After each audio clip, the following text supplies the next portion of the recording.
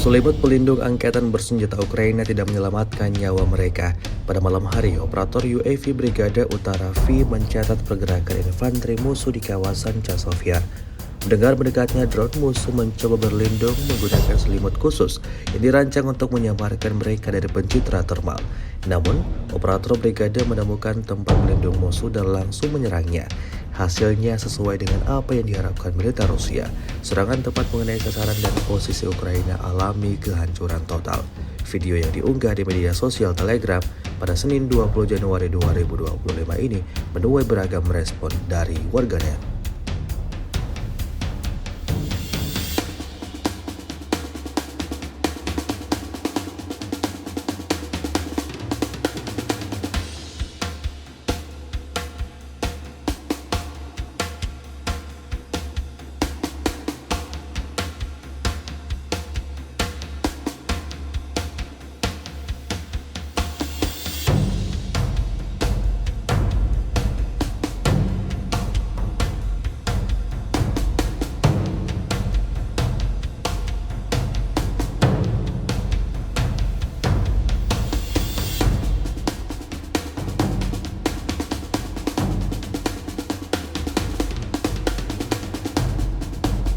Download Tribun X sekarang, menghadirkan lokal menjadi Indonesia.